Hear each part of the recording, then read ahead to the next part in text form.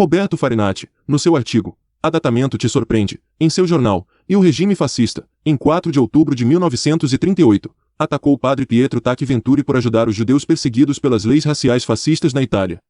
Farinati nesse artigo do E o regime fascista escreve o seguinte, abre aspas.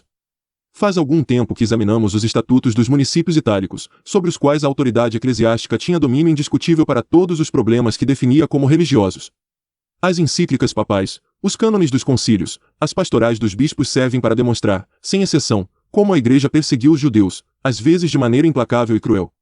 Da mesma forma, quando se disse, e precisamente nos últimos tempos, que o Vaticano não poderia ter um espírito antissemita, na verdade ele tinha e deve ter um espírito pró-semita. É assim que os nunca negados jornais estrangeiros publicaram. Nós havíamos invocado para conforto de nossa tese os jesuítas que foram, sem dúvida, nossos precursores no problema judaico.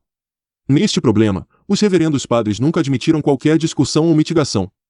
Eles consideravam o judeu uma praga da humanidade, e contra ele travaram uma incessante luta doutrinária e política, e deixaram claro todo o mal que os filhos de Israel estavam perpetuando nas várias nações por onde esperavam.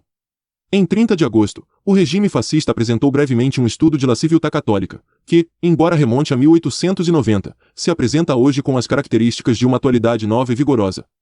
Até poucos dias atrás, a editoria da revista jesuíta estava satisfeita por ser tão elogiada e lembrada e por ter fornecido um material histórico e doutrinário muito interessante. Tanto é verdade que Mesetti, autor do muito recente livro, A Questão Judaica em um Século de Cultura Italiana, recebeu autorização para reproduzir na íntegra aquele conhecido estudo sobre a questão judaica na Europa. Enquanto o amor perfeito girava entre nós e os reverendos padres, uma nuvem inesperadamente obscureceu o sereno. O La Civiltà Católica de anteontem, 1º de outubro, tem, de fato, todos os ares de pesar pela exumação daquele estudo, e quer enfatizar que foi inspirado no espetáculo da invasão e arrogância judaica meio século atrás. O que aconteceu? Por que você dirige de volta descaradamente? Certamente o padre Tacchi Venturi, que oscila entre a Secretaria de Estado do Vaticano e o Comando Supremo de sua companhia, deve ter pedido aos redatores da revista que jogassem muita água judaica no vinho fascista. Sem dúvida, a atitude pró-semita do Vaticano deve ter impressionado, que considera os homens da terra todos irmãos, todos formando, de uniam ao primogênito na França, uma única raça, aquela do gênero humano. Nós não podemos dar uma virada repentina à nossa mentalidade formada pelos ensinamentos da Igreja que julgamos excelentes e sempre válidos, nem um dia sim, um dia não. Não podemos, especialmente quando a contradição chocante tem um genuíno sabor antifascista.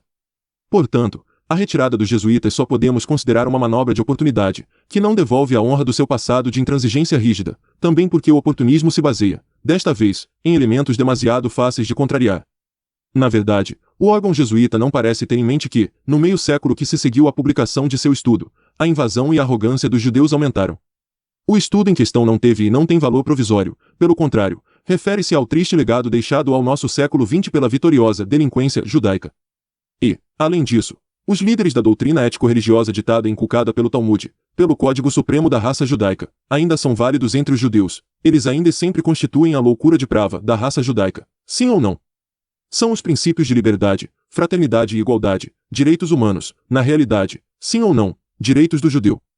Tampouco se devem esquecer os perspicazes pais da sociedade que para a Igreja não há história, mas sempre há uma luta igual entre o bem e o mal, a verdade e o erro. E o mal e o erro são e serão sempre o mesmo, e o bem e a verdade é e sempre será a mesma.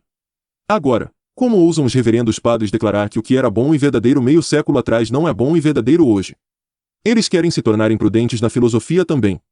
Quanto aos meios que se adotam na Itália, haverá tempo para demonstrar que ninguém será mais grave do que os invocados por Civiltà Católica, para os quais o confisco de bens e a expulsão parecem insuficientes. Até agora, não fizemos nenhum mate, e o mundo está maravilhado com a nossa sabedoria. Portanto, é surpreendente que hoje, com o agravamento do perigo do judaísmo mundial, Civiltà Católica se torne mais branda. Talvez a explicação possa ser encontrada nas páginas da própria revista.